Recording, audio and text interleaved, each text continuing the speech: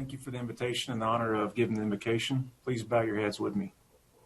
Heavenly Father, in Jesus' name we come to you and we just ask for your blessings and your guidance and the gift of wisdom as council moves through these proceedings. And we just ask that everything that we do focus on what is right, not who is right.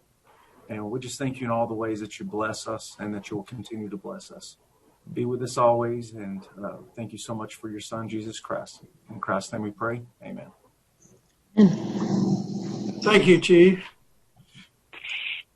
We'll get into our agenda. We've got several items up for discussion, presentations.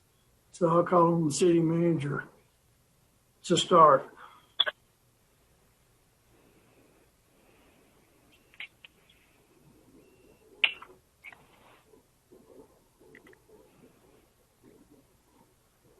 Mayor Pro Tem Smith, it looks like we lost the city manager. He's reconnecting right now. All right, audio check. Y'all got me? We're ready. Ready for a coronavirus update if you're ready. All right, so we're ready for coronavirus update. We have Casey Stoughton to give us the update. Then after she's done making her presentation and answering any questions council has, we're going to go to Dr. Sauer to give us the latest on our business assistance grants. So, Casey. Yes, thank you. Good afternoon. As of today, just a few minutes ago, the numbers are hot off the press. There were a total of 5,844 cases of COVID-19 reported in Potter and Randall counties. 3,866 cases in Potter County and 1,978 cases in Randall County. We have a total of 5,276 recoveries and 75 deaths to report in our community. We are sad by each of the deaths. That leaves us with 493 active cases. Each of the cases do represent a unique individual, and staff take time to take out duplicate tests and for each of the individuals, as we don't count multiple for the same person. The public health drive-through remains operational. You can call 378-6300 to be directed to the test site. Last week, local health departments across Texas received a backlog of test results through the NEDS system. NEDS is the National Electronic Disease Surveillance System. It's an electronic reporting system provided by the Texas Department of State Health Services for local health departments and the Texas Department of State Health Services to report notifiable conditions to DSHS and CDC. Amarillo Public Health uses NEDS as a required HS for reporting those notifiable conditions, such as COVID-19 and there's about 80 or so notifiable conditions in Texas. And NEDS is also used as a lab reporting tool for commercial labs, hospital labs, to report labs back to local health departments or regional health departments. We received an email from the Texas Department of State Health Services kind of outlining the situation last week, and I'll just read a snippet of that email that kind of describes what happened. The reporting of COVID-19 lab results has introduced new labs to the lab reporting network and new data elements to reporting files. While the majority of lab reporting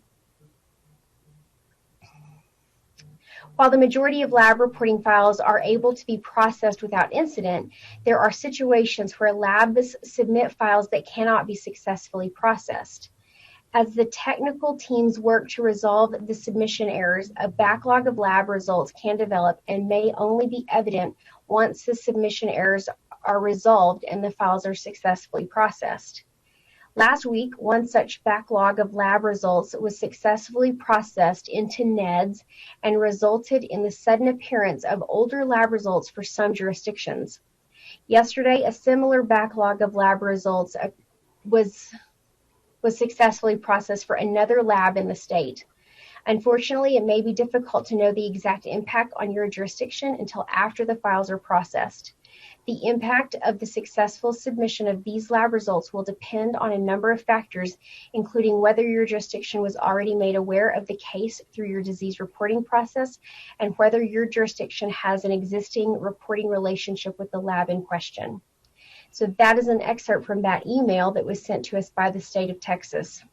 The impact has been minimal here in Amarillo, Potter Randall County to the Amarillo Public Health Department, as we provide the public health testing through the public health drive-through. And we have direct access to the test results through the laboratory portals. And so that has been to us. Other jurisdictions who may rely on other mechanisms for testing through public health departments may have had more of a significant impact. And I'm happy to answer any questions that you might have.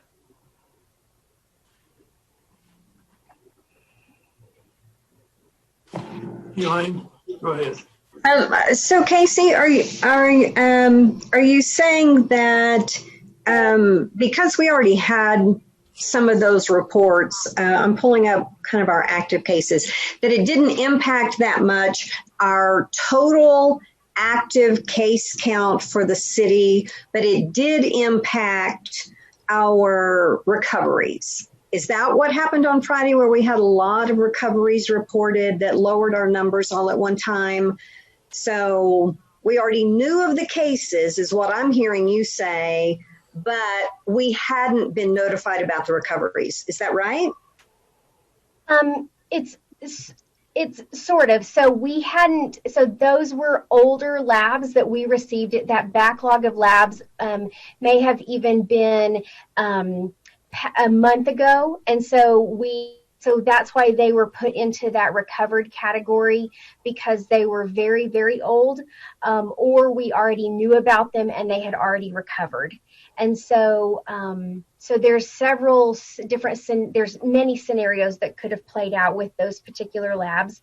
One, we already knew about them and they had already recovered, or two, they were so old that we just went ahead and rolled them into that recovered category because we weren't notified of their death, and it was past our cutoff of 4 weeks.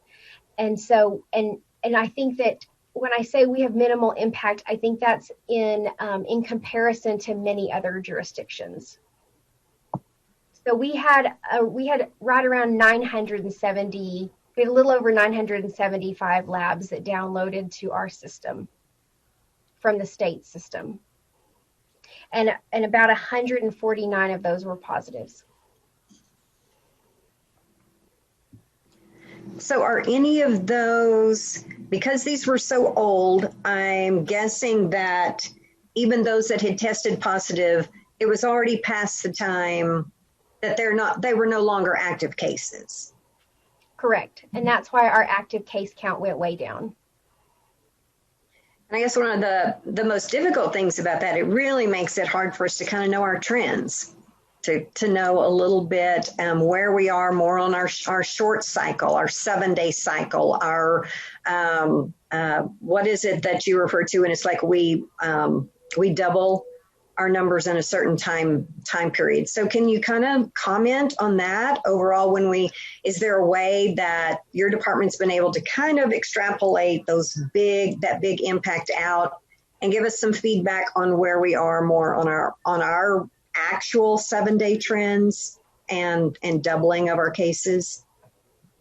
I think the new active cases are very helpful to know on the report card, that column where we have the new active cases. I think that's a column to really pay attention to. All of the columns certainly give very helpful information, but right now, especially with kind of an influx of data coming in from the state system, I think that number is going to be very helpful to kind of see where we are with trending. Then, in probably a week or two, we'll certainly be back on our trend line with regard to active cases. And so I think that this will certainly work its way into that trend. Casey, are you guys hearing anything from the state health department on just kind of targets they're looking for? We paused. The governor paused us in phase 2 instead of moving on to phase 3. Do you hear feedback from targets they're looking for statewide before the governor is going to release the state to move into phase 3 reopening?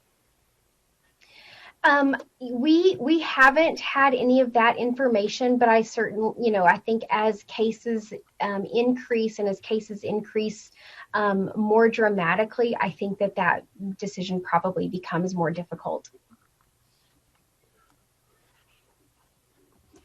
Well, I'm kind of referring to like our hospitalization rates. Those aren't increasing drastically. We're not doubling our cases. We seem to be kind of flattening under the 500 level. So, that's what I'm trying to find out what his targets are and goals of, because I don't see our cases going up drastically here. I see us leveling off and, definitely more of a flatter trend. Yes, I think my reference, my was more statewide as opposed to locally. So yes, you're absolutely right. Locally, that's more of what's happening. I think once school starts, it will certainly be. I think we'll see those numbers increase once school starts, and that will be helpful information to have. So, Casey, did I miss something? I don't remember hearing the hospitalization numbers. Oh, no, I didn't report those today. I'm sorry. I'll have to send those out to you all separately. Okay. Because isn't that really the bottom line? That's the most important thing we're supposed to be watching? Yes, it is. This morning has been a very busy morning, so I apologize for not having that ready to go. But you will send them out? Because I would like yes, to. Sir. Yes, as soon as I get offline, I will. I'll get those ready and send those to each of the council members. Okay, thank you. What other comments or questions does the council have?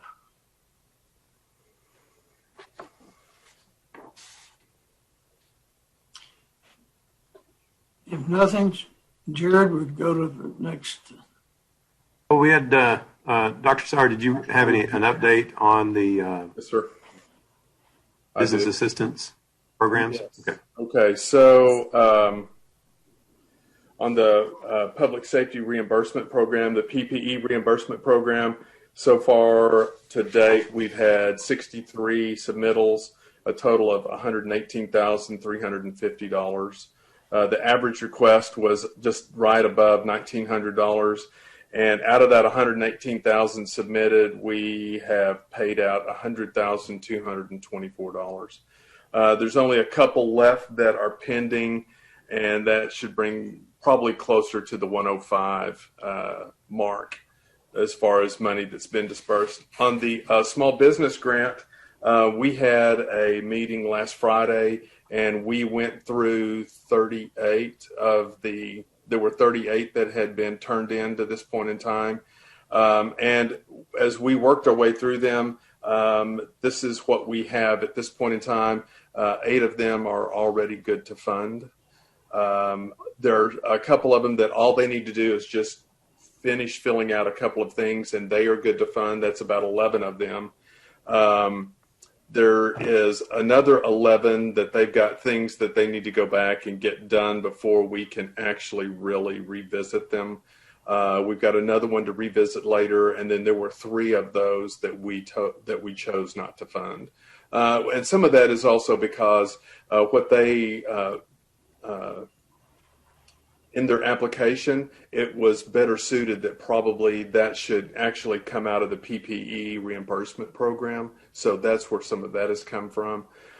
So we've got $75,000 that is ready to fund, $107,000 that is almost ready, $97,500 that they need to get some things and it come back to our committee, and we denied $25,000 that would either not due, or actually 2 out of the 3 we would send to the public safety reimbursement. And then we've got another one that's yet to be determined. So we're going to meet probably every 2 weeks. So our next meeting will be next Friday, when we will circle back around. But right now, the good thing that we can say is we've already have 8 of them for $75,000 to 8 businesses to fund. So, and probably by the time we meet next Tuesday, the other 11 that they just had a few things just to turn in, that'll be another 107,000 that we will. So a total of 182,000 that is really pretty much ready to go. So I think it's working out really, really well. And I haven't heard anything yet. Maybe Andrew might know something. Is Andrew? Yeah, he might know something about the CDBG, where we're coming as far as applications, since that opened up last Tuesday, and we haven't seen any of that yet. I do not have that, but we can get that information for you before next meeting. I'm not sure if they've received any to date, but we can have that for next week.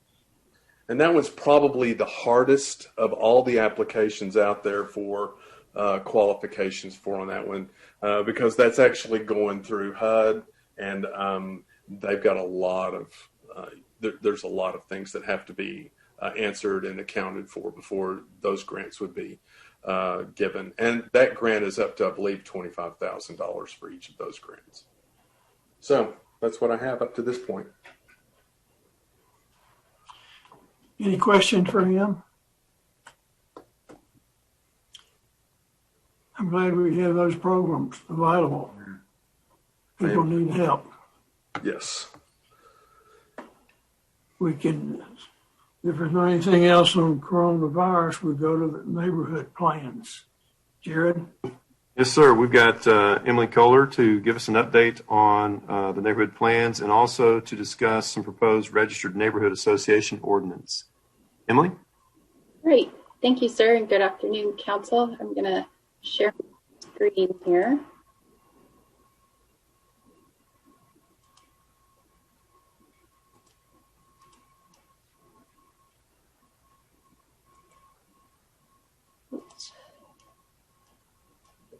Okay. All right. So the time we presented an update was in September of 2019. So it's been almost exactly a year, which is hard for me to believe. So I'm going to start with some slides on our progress with neighborhood planning, and then I'll end with introducing the registered neighborhood ordinance for hopefully some feedback. And since it's been over a year, I'll just do a brief overview of the neighborhood planning initiative. So this started in 2016 with an interlocal agreement between the city and Potter County to facilitate planning and community development in our older neighborhoods. And an oversight committee was established at that time with council members Powell and Hayes, and it includes Potter County Commissioners Mercy Murguia and Alfonso Vaughn. At the time, 4 neighborhoods were identified as our priority neighborhoods: North Heights, Barrio, San Jacinto, and Eastridge. And we've completed plans for 3 of those, and we're ready to kick off with the 4th one.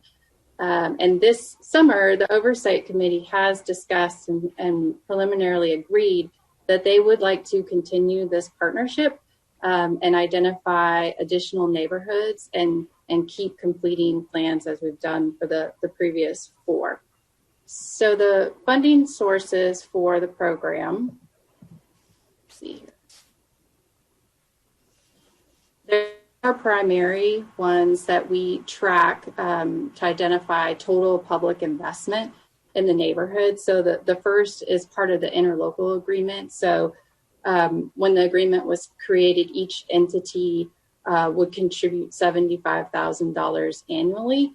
And to date, Potter County has contributed $375,000.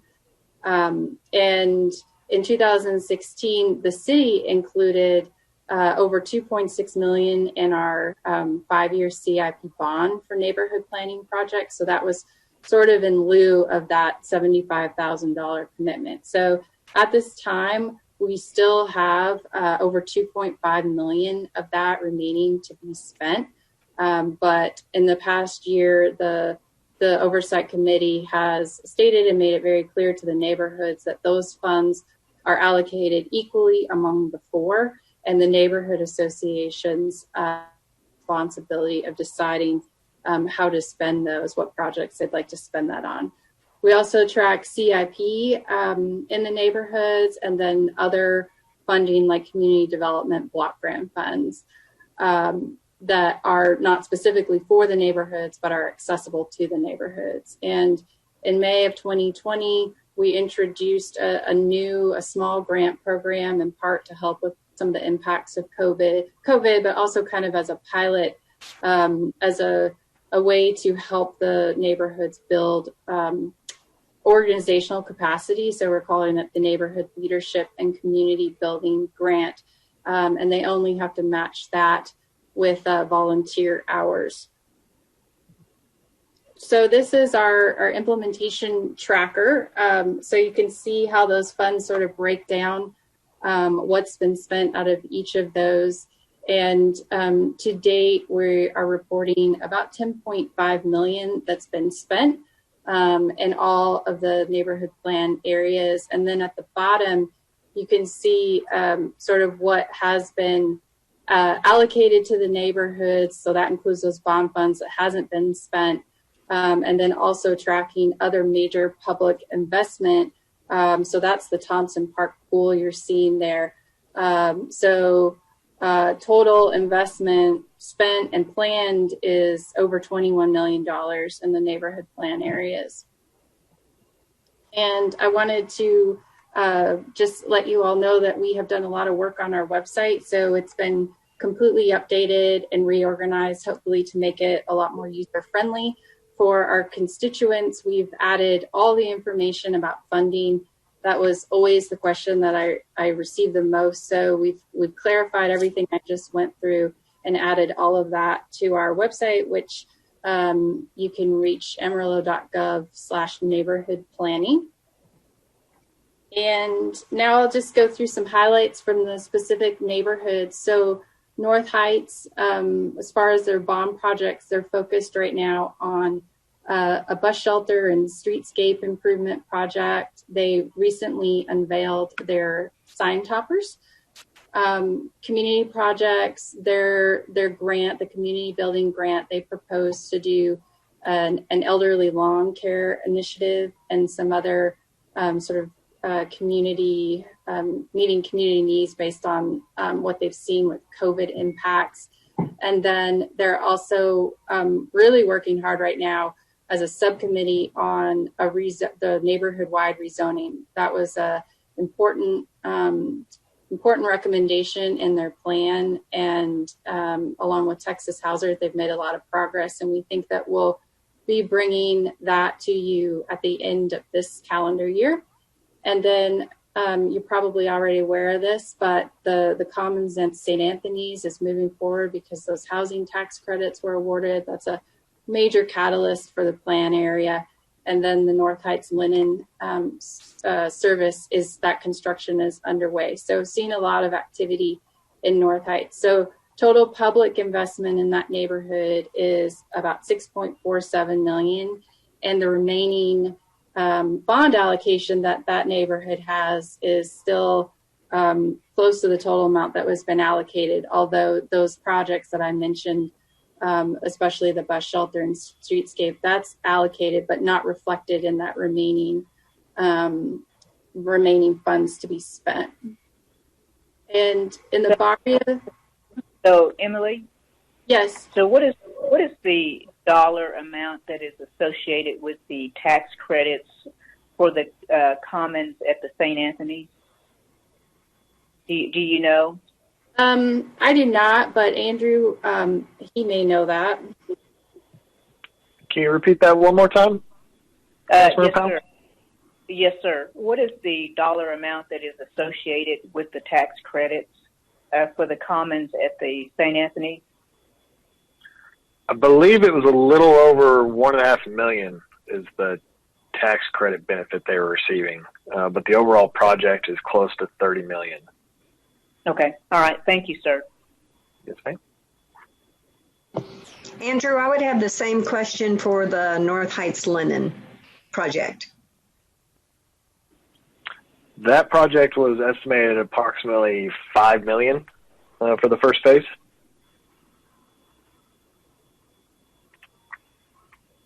Thank you. That's me.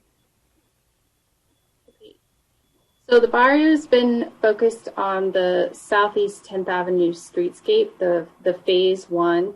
So they're having some renderings professionally done right now. Our engineering department is working on the plans for those. And they also have allocated some funds for underpass lighting where the mural is. That project should be completed in the next 6 weeks or so. They are planning an event for Hispanic Heritage Month, which is, I think the event date is September 15th. And they are also working on sign toppers, neighborhood welcome signs. And so they'd like to sort of preview those at that event and also have the renderings for 10th Avenue. So that should be another kind of milestone for the barrio. And then they're also working on plans for a mobile market, again, kind of adapting to the COVID impacts for their neighborhood this fall. And total investment there, all sources, is about $800,000. And they still have about $600,000 to spend, but they're planning to use all of that for the Southeast 10th Avenue streetscape. And then San Jacinto, we were here not too long ago with the adoption of that plan in February. And since that time, they have already established the San Jacinto Neighborhood Association. They filed their articles of incorporation and working on their 501c3 nonprofit status. So they're moving really quickly. They've learned a lot from the other neighborhoods and have worked hard on kind of getting that out of the way so they can focus on projects. And their high priority ones are lighting, sidewalks, resident outreach and communication, what they're calling merging merchants, getting everyone to work together under the vision of the plan on 6th Street, neighborhood watch programs. They're really interested in doing a Route 66 emblem on the Independence water tank. And then park improvements for San Jacinto. And so there we do have CIP in there. So over 1.8 million has been spent in San Jacinto. That's all CIP. And they have all of their bond allocation remaining. And then Eastridge. So we were planning to kick off in Eastridge late spring or early summer. That was in the world before COVID. And so at this time, we're trying to figure out what to do. We selected the boundary and a lot of the initial data analysis is complete. And right now we're kind of evaluating the possibility of a virtual process. I'm seeing that being done with other cities trying to do plans, but I think that might be really difficult in the particular context of Eastridge.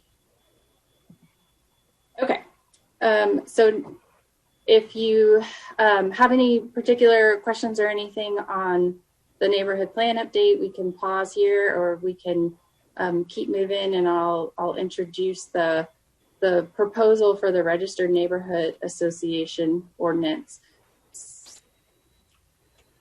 Any questions for now?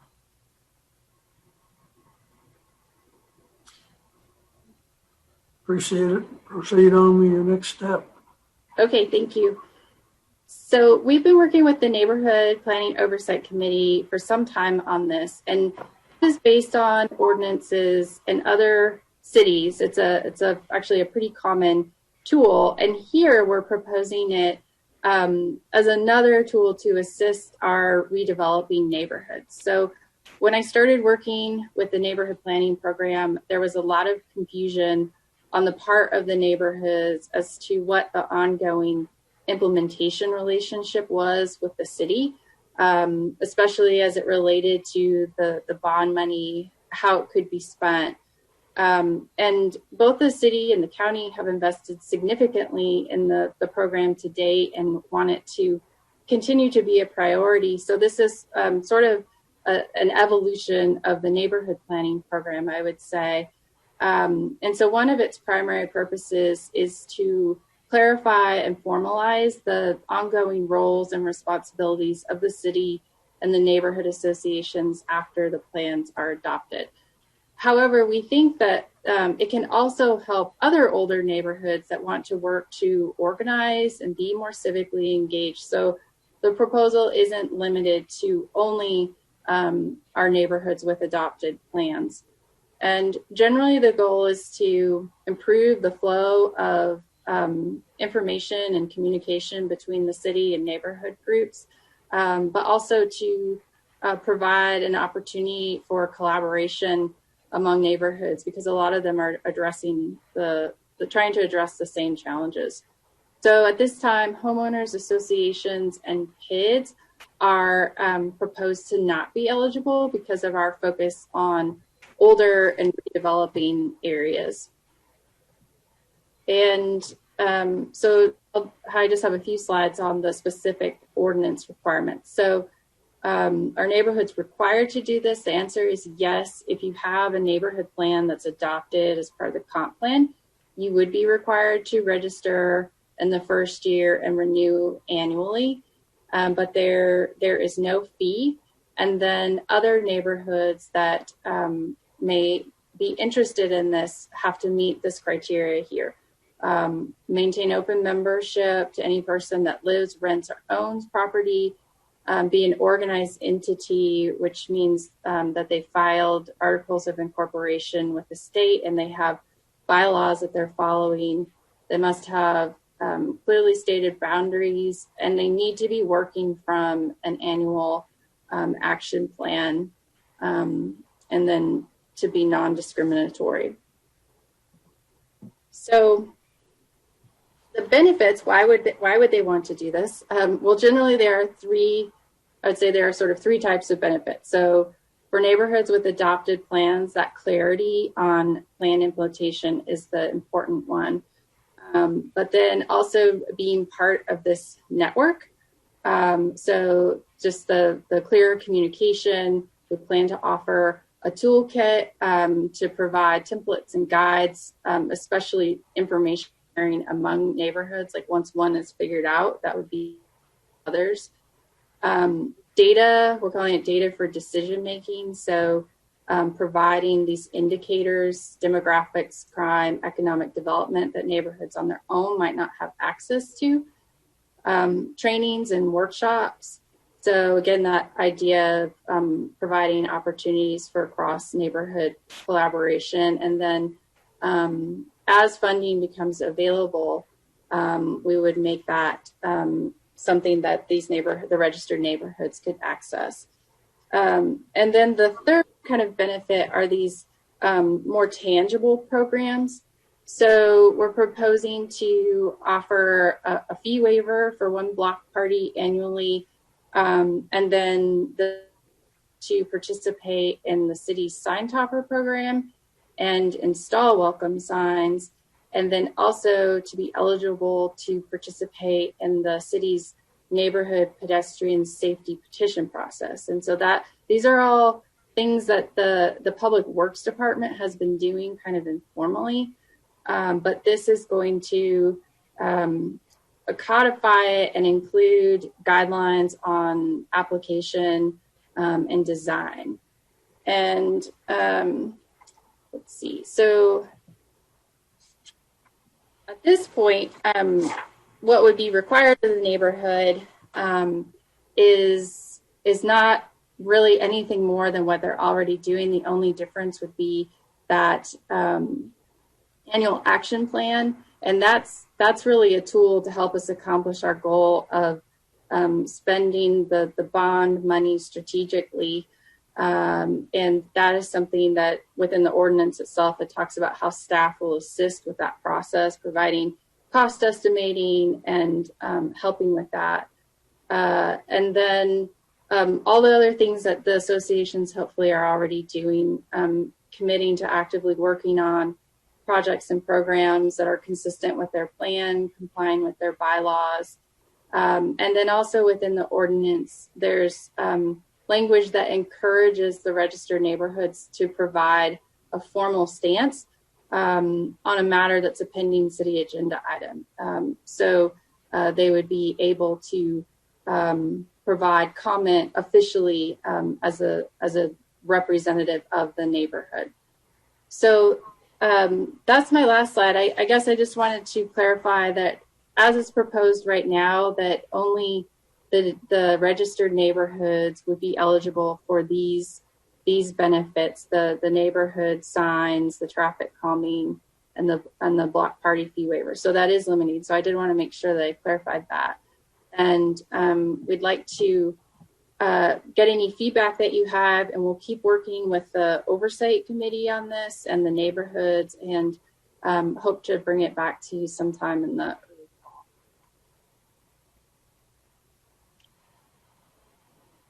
What feedback do you want to give her, if any?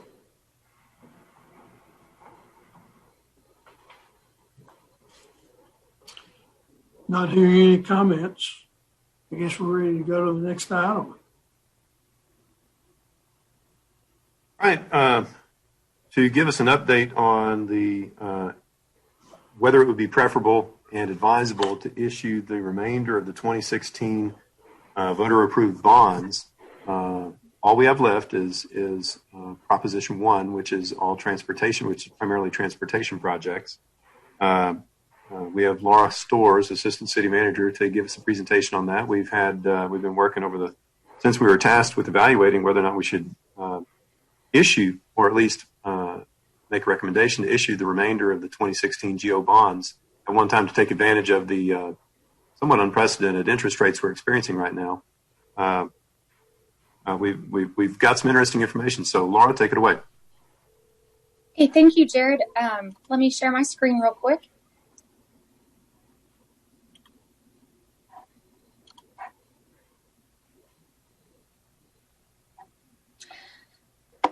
Okay, so this is just an update for council with a little bit of reminder information back from what was provided in 2016 when this went to the voters and what we're seeing now. So on this first slide, we have the breakdown between Proposition 1 and Proposition 2. So up on the left side here, you can see that the total authorized amounts split between Proposition 1, which was for street projects, came to $89,495,000. Then the total authorized by the voters in 2016 for Proposition 2, which is related to public safety projects, came to $20,080,000. If you go over to the right of that, as of today, the total issued related to Proposition 1, which was for streets, the total issued debt is $32,340,000. And then you can see on Proposition 2, which is for public safety, the full $20,080,000 has been issued at this point in time.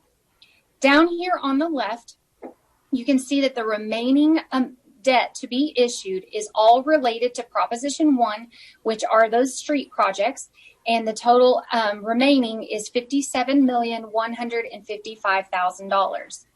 Now, over here on the right, wanted to give a quick update on the unspent proceeds at this point. So we have about $13.6 million on hand that has not been spent, but of that, the bulk of it we just received related to the Proposition 2 debt issuance that closed in June of 2020. So the bulk of that, and it is quickly being spent down on the fire station number 5 project and also on the building out at animal management and welfare. So that leaves about $5.5 million that was related to Proposition 1. The bulk of that has already been allocated to projects that have active contracts on them. So those are being spent down very quickly. We also have a portion of that is sitting in those neighborhood plan projects, and that Emily had just kind of reviewed some of that information with you all. So those will be moving forward and be spent sooner than later as well. The next slide here And I wanted to start with Proposition 2, which is public safety first, looking at it kind of in a standalone because the total authorized debt has already been issued at this point. So you can see that the authorized amount was $20,080,000. Back in 2016, when we took this to the voters, the estimated property tax rate impact was 1.21 cents. Now that we have issued the debt and we have seen interest rates continue to trend down since that time period, the actual property rate, tax rate impact is 1.04 cents. So the realized savings between what we had originally estimated and what we actually wound up issuing the debt for came to 0.17 cents. The next slide here is one of the questions that was presented to us related to Proposition 1 for streets. So as you can see, all the remaining debt to be issued is $57,155,000. So this slide assumes that we go ahead and issue all of that remaining debt. So what we would look at doing is issuing the debt in January of 2021, and that would mean that the debt would close and we would receive the money after February 15th of 2021. Then the rate impact associated with this final debt issuance, if we did it all at one time, it would roll into the 2021 tax rate. So not the tax rate that we have proposed right now, but it would be the next year's tax rate. And the estimated impact to that tax rate for this 57 million issuance would be 2.61 cents. So down here at the bottom, this is a recap of what we would be looking at if we proceeded with issuing all the remaining debt at one time. This would be our estimated total Proposition 1 results. So back in 2016, the estimated property tax rate impact related to Proposition 1 only was 5.56 cents. If we proceed with this debt issuance, the estimated property tax rate impact would be 4.28 cents, and that would create a potential realized savings of 1.28 cents. So the next option would be to stagger the debt issuance. And normally this would always be the recommendation, to issue the debt when the projects are coming online and need the dollars. In this case, what we would look at is splitting the remaining 57 million over two equal debt issuances. We would issue half of the outstanding amount in January 2021 for 28.6 million, and that would be used to fund the spring and summer 2021 projects. And you can see at this point that the need appears to be about 24 million, but we need a little bit extra for some projects that are underway already. So we would split the debt issuance in half and do half in January 21, and then we could issue the remaining half in January of 2022. And that would be available to fund the spring and summer projects that occurred in 2022, and then finalizing everything on into 2023. So this slide shows the option of breaking that apart into those two debt issuances. This next slide here is what we are recommending. So what we would recommend is moving forward with issuing all the remaining debt in late January of 2021 for the $57 million. And the reason we are recommending this, there's a couple of reasons. First of all, one of the tests is we have to ensure that that it's reasonable for us to spend all of those proceeds within a 3-year period.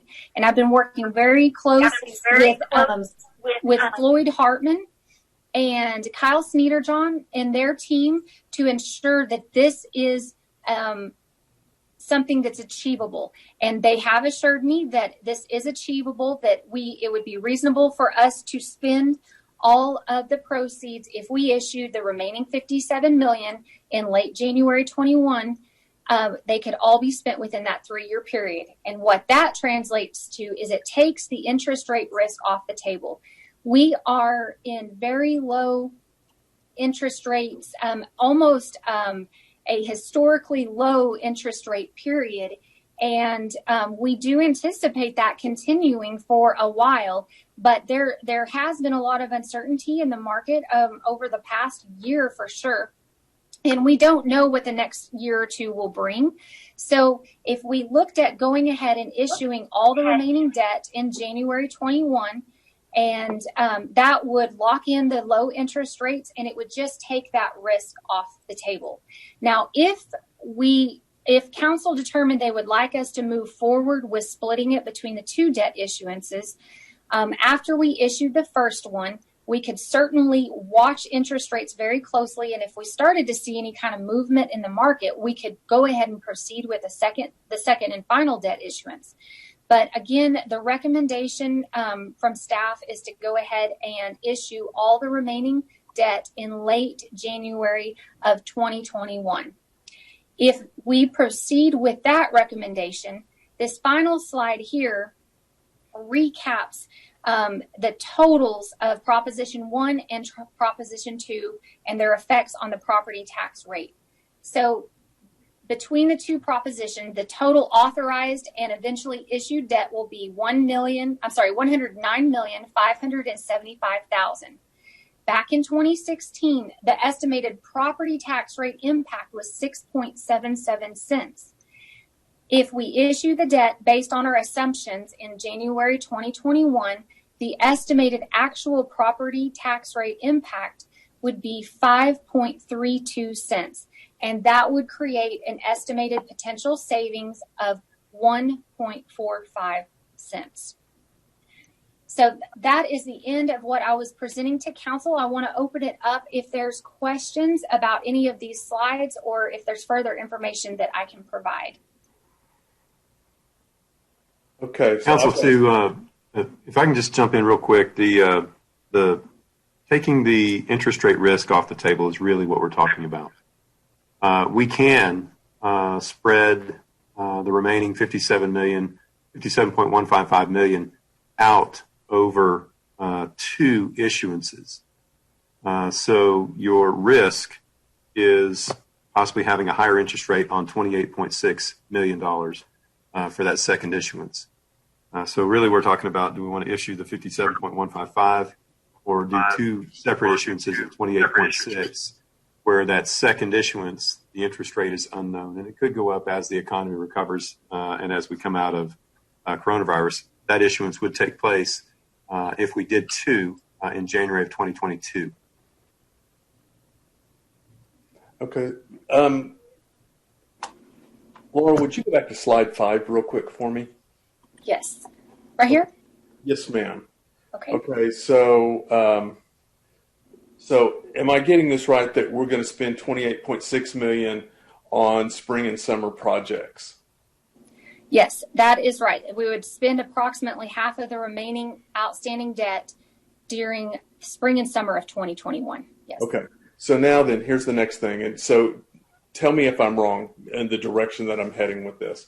Okay. So whenever we did the Thompson Park pool and issued the bonds for the Thompson Park pool, that accounted for a tax rate of 0.041 or something like that, correct?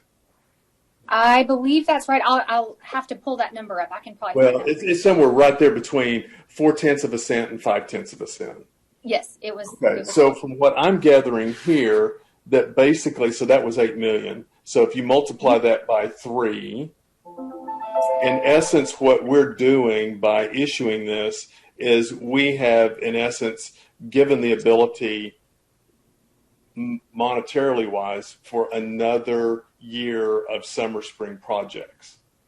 In essence, that $1.20, that penny 26 or penny 45, however you look at it. So in other words, the savings is the equivalent of a whole nother year of spring and summer projects. Okay, so if we proceed with this debt issuance, and Council Member Sauer, I'm hoping I'm following you on this, so please stop me if I'm not. Yeah. If we split it between these two debt issuances, the money that we issue in January of 2021, we'd have 3 years to spend those funds. Now, we anticipate spending the bulk of it in 2021. And then the remaining half of the issuance, if it was issued in January of 2022, that would give us 3 years from that time period to spend that money as well, which would actually extend out the amount of time we had to spend the money rather than issuing it all up front at once. But at this point, we are anticipating that between the summer and spring projects of 22 and 23, all the funds will be spent. So either way, we are going to be within the 3-year requirements to spend the funds. It's just this option here would put more interest rate risk on the table, but it would shift out the impact to property taxes. Half of it would occur on the 21 rate, and the other half would occur on the 22 rate. But again, there is that interest rate risk. We don't know what the interest rate environment will be in January of 22.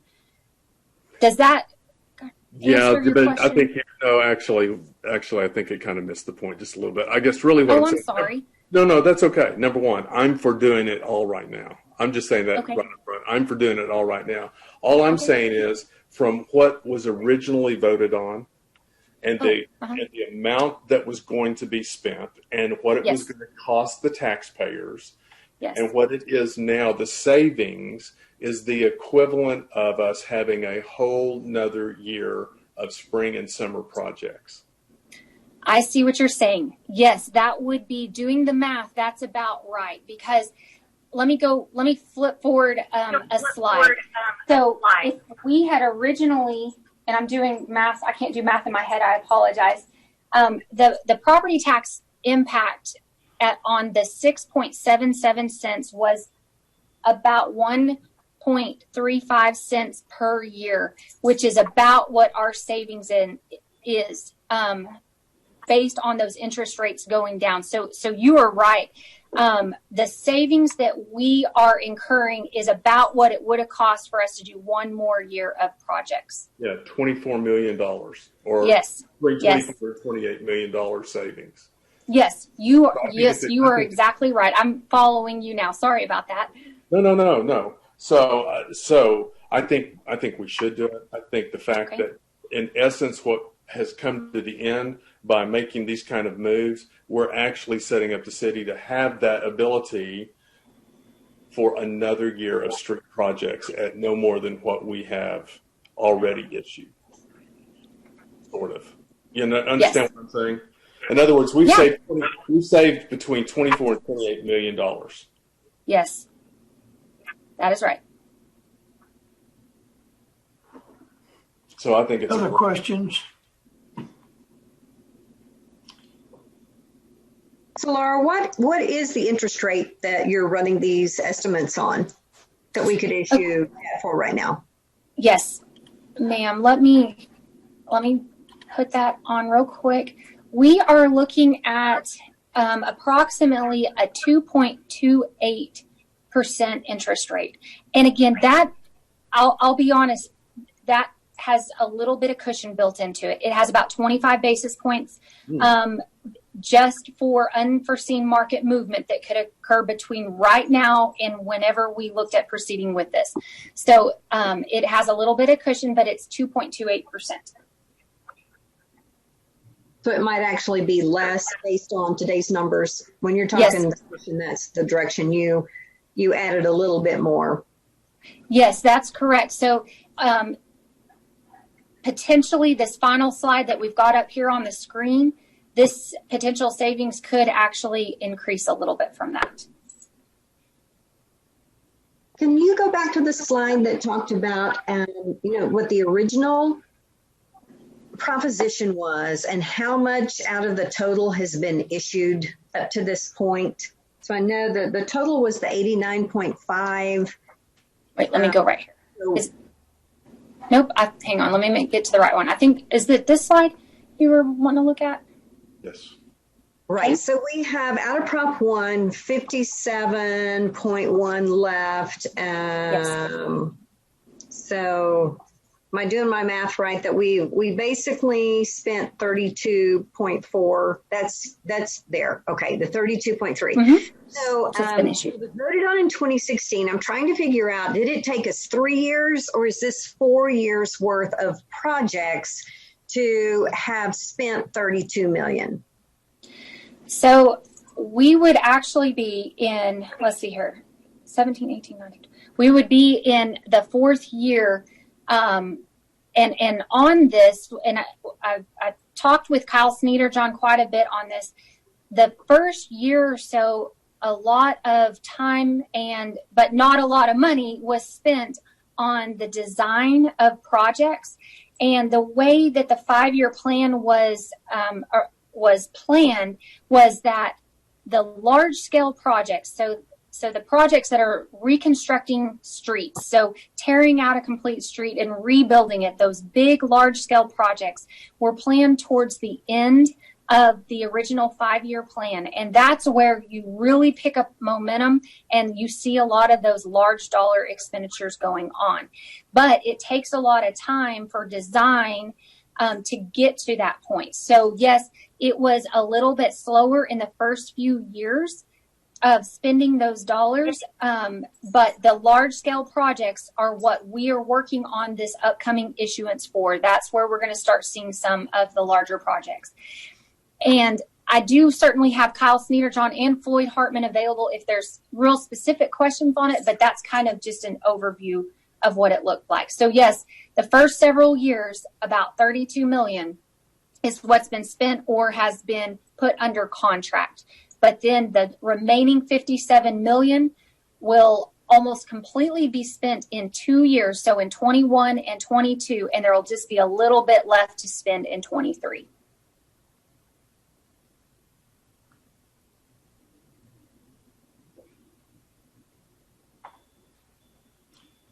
And maybe if Kyle could address if there were, it is a lot of money to spend in a short amount of time. And if there were like some specific, really large projects, 2 or 3, sure, that absolutely makes sense that we lost some time at the beginning in that first year after the proposition passed, just in the strategy, the whole structure, and then before you could really begin implementing. But, to think that it took us almost 4 years to do the 32 million, we're talking about 57 million, that I remember that being part of the conversation at the very beginning of just, it's like there's only so fast you can speed up all those projects. There's only so many construction crews. There's only, so many boots on the ground that you actually have to implement and spend those dollars at that pace. Yeah, I would be happy. Let me stop sharing my screen real quick so you all can kind of see each other a little better. Kyle, do you mind addressing maybe a few of the projects we've been doing and then what the big ones coming are kind of looking like? Sure, absolutely. And just a little bit of timing and things that do influence our day-to-day operations. So, for example, that first issuance in 2016 was a May issuance. So May of 2016.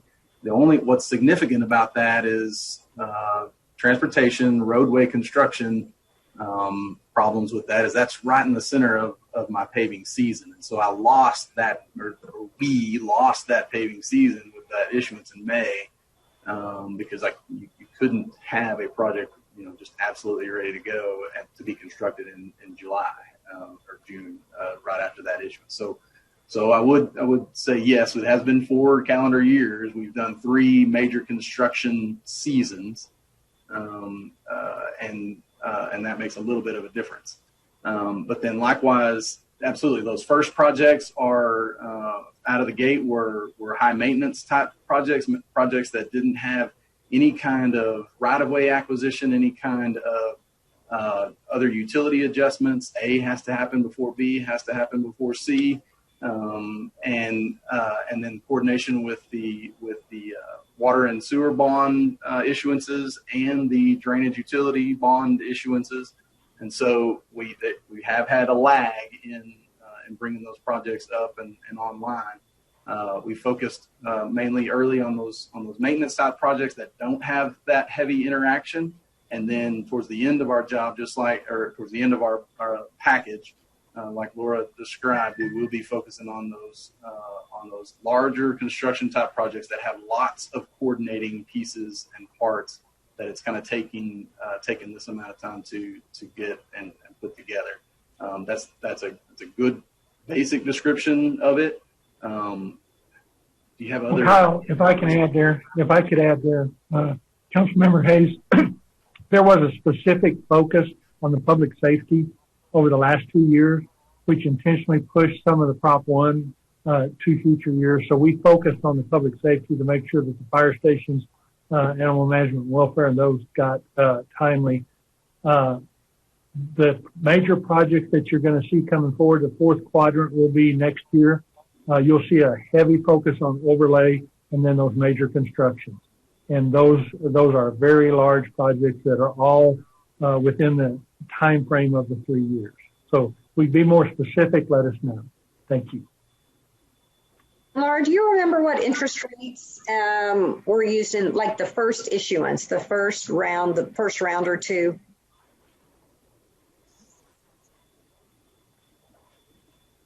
Let me grab that information for you real quick. And I did want to state something. Kyle had mentioned the first issuance was in May, and I think he had said 2016, but it was actually May of 2017.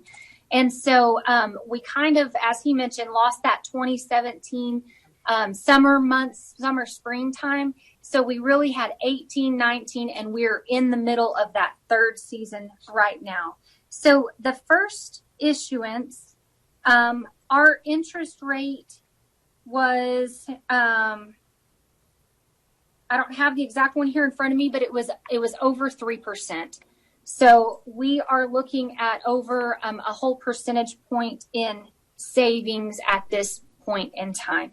And again, when those estimates were put together for the voters in 2016, they had some cushion built into them because we didn't know if interest rates were potentially going to rise over a 5-year period. So they had to kind of be conservative and add in a little bit, accounting for the fact that those rates, because we were even in a low interest rate period at that point in time. And so they were still rising at that point. And then, of course, they turned around and they started dropping.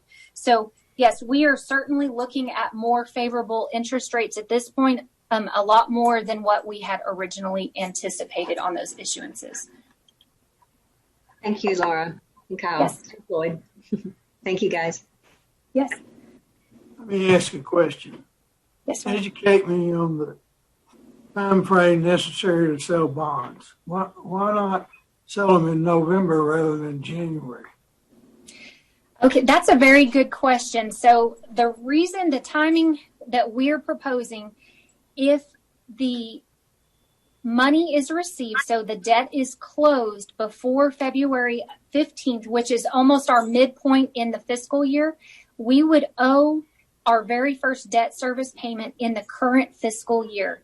So what that would entail is that we would have to pull money because we don't have this debt issuance built into the proposed INS portion of the property tax rate for the 2020 tax rate that we've already started preliminarily discussing with council. So we would have to pull that first interest payment on that debt service payment out of reserves. And by all means, we could certainly do that. We should have sufficient funds to cover that. But the recommendation would be if it's done after February 15th, we can defer that first debt service payment till the next fiscal year, which allows us to adjust the property tax rate accordingly once we have that those debt service amounts set in time. And the way the property tax rate works, you cannot adjust the interest and sinking portion of the property tax rate for an anticipated debt issuance. You can only adjust it for debt issuances that have already occurred. So that's why we hadn't brought to council anything related to an upcoming debt issuance, because we can't until it occurs. And again, that's where it gets a little bit tricky. By all means, you can issue earlier in the year, but you have to use any available reserves to cover that. And then you would adjust a property tax rate going forward. So again, we could certainly do it either way, based on maybe direction from council, but our recommendation would be to issue it in late January. It would close in later February, and then we would defer that first payment until the next fiscal year and adjust the tax rate accordingly. The primary difference between November and February is, or November issuing in November versus January and closing in February, is doing it the way we're proposing will avoid having to utilize reserve funds. It will capture the low interest rates while deferring to the maximum extent possible the point in time at which the tax rate will get the taxpayers, and also deferring to the maximum amount possible the first debt service payment. So we'll capture the low interest rate and not have to spend into reserve, and be able to defer to the maximum extent possible any tax rate impact to taxpayers. Let me say, I'm in favor of selling all bonds in January. You gave me a good answer to that question. Okay. I got one other question. Yes, sir. And this may not be practical. Can you do 2 seasons worth in 1 year? Kyle and Floyd, that would probably be a question for you all. Is that even possible? The primary consideration on getting to that level is the contractor availability. You want to make sure that we do the most effective, efficient procurement of contractor and resources. And just from our history of doing projects, the magnitude of those, we've never bid a project of $40 million. So we don't know exactly what the community can absorb and not absorb, but we would anticipate that would exclude local vendors more than splitting it into 2 years. So I think it's more beneficial to local contractors to split it into, to keep us at this level, to most benefit local contractors. So that would be a consideration. Yes, we can do it, but you're probably going to have a nationwide, very large company take that level of project. Okay, So thank you. The answer is yes, we can do it, but there's consideration. My main question in the first place was, could we save interest? Sounds like we could. And then the other thing, I like it that we got Texas Tech building a $90 million facility out there. And I want to get jobs out there for people in this community to have jobs. And so that's why I asked that question. But if it's not practical, that's fine. What other questions are there? So, Mr. City Manager, what would be the step at this point? Is this something that needs to be put on the agenda? Is this just a discussion to give staff direction? What is the next required step? We're really just wanting to get some input from council on these options. And you will, no matter what option we go forward with, there's going to be multiple opportunities for y'all to take action as we go forward. Really just wanting to make sure you understood the tax rate and interest rate impacts of the options that we have in front of us. And really it's difficult to say exactly what the tax rate impact and interest rate impact is of deferring that second half to the following year, because we don't know what interest rates are going to do. We do know that they are currently at the lowest we've ever seen them. They're at historic lows.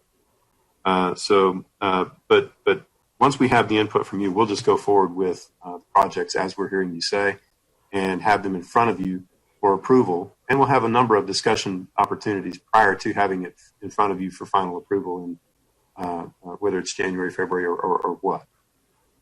Okay, so my understanding is this does not require a vote. This is something that has already been approved by voters. the timing of the issuance is just the details, walking out the details, and is not a required city council vote. Correct. We're really just recognizing that, and through yours and Councilmember Smith, Mayor Pro Tem Smith's, and others, good questions during the budget process. If we have an opportunity to save money by issuing the debt now, and if we can finish up all of the projects inside the statutorily required time or the recommended timing of 3 years after issuing the debt, it does make sense then to issue the entire debt, saving a significant amount of money versus what was projected in 2016, and tax rate versus what was projected in 2016. So it is what we forecast to be the maximum savings possible for the taxpayers on the tax rate. Let me ask you another question. Yes, sir. I understand staff thinks we can do this in 3 years very comfortably. What if we miss that 3 years? What's the penalty? There are no penalties in and of itself for missing the 3 years. Now, if we have that the proceeds from the bond issuances, we're going to, the amount that we don't spend, we will continue to invest. Now, the investment markets that we're able to participate in don't generate huge returns, especially when interest rates are so dramatically low. But our restriction there is that we can't generate more revenue or a higher interest rate than what we're paying for that money. So let's say we get it at 2.5% or 2%, something like that. That's going to be the cap for what we can generate with that money. So that's really the biggest thing that we have to watch out for. We can't knowingly issue the debt knowing that we're not going to be able to finish the projects in 3 years, but we have a very good confidence that we can finish the projects in 3 years. There are always things like economic downturns or construction company availability, things like that, weather, things that might slow down projects. So there's always things outside our control that can cause projects to go beyond 3 years. But there's no penalty in and of itself for going beyond 3 years. But if our interest returns are higher than they're allowed to be, we might face some arbitrage penalties or something like that, and they're going to be very minor. Let me ask you, Eddie Sauer made a comment, I think, in support of moving ahead, and I did. Frida Powell, do you have any comment on this? No, Mayor Pro Tem, I do not. Thank you. And Elaine, do you have any other comment? No, I've asked my questions. I appreciate it. All right, we will. We've got that input. We'll plan accordingly, but we will also have this in front of council, like I said, well in advance of any issuance, describing exactly what's going to happen. We will have Stephen Adams and our investment, our bond consultants and bond counsel available to answer questions from council as well. They've been integral in preparing the presentation you've seen and the analysis that we presented to you. So we will have more opportunities for you to see this before we issue any final debt. If we're through with that issue, we'll move to item 1D, and that is, do we have any future agenda items or reports from the city manager? Then we'll go to the last item, executive session, and we'll call on the city attorney to read us into the executive section. Glad to, Mayor Pro Tem. Pursuant to the Texas Open Meetings Act, closed session of the Amarillo City Council was announced on August the 18th, 2020 at 2:13 p.m. under the following authority. Section 551.072 discuss the purchase, exchange, sale, lease, or value of real property. A public discussion of such would not be in the best interest of the city's bargaining position. Thank you. See you in the next meeting.